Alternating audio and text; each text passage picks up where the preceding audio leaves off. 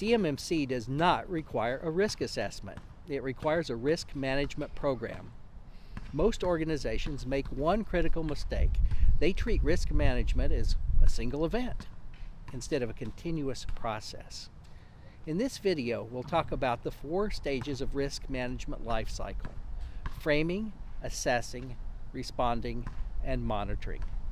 We'll talk about how this cycle aligns perfectly with CMMC expectations.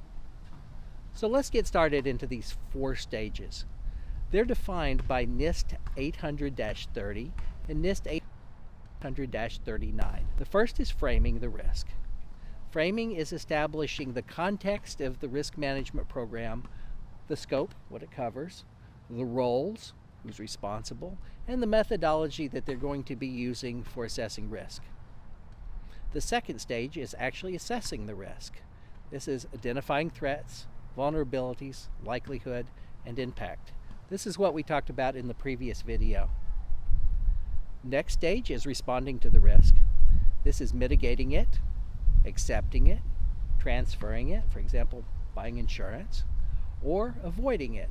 So to use the analogy of the hurricane that we used in the last video, perhaps we could avoid a risk by moving our headquarters location to a location that isn't prone to hurricanes. Finally, the last stage is monitoring the risk.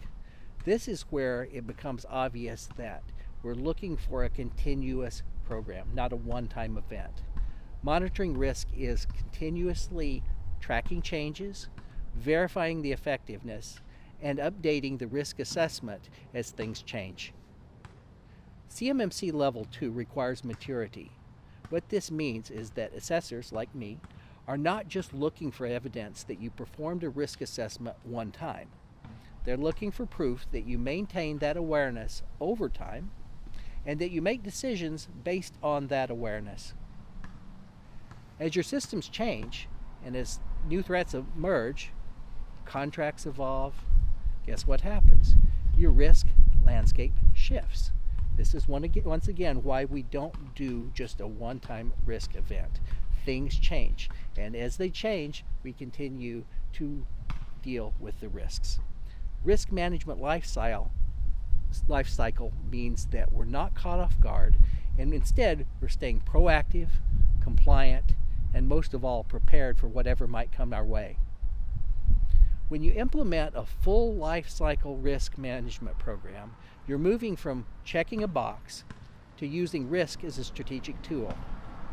This is where organizations see real value: lowering cost, better resilience, and stronger positioning in the defense ecosystem. In the next video, we'll begin building your actual risk assessment program, starting with scoping of the environment and selecting your risk methodology.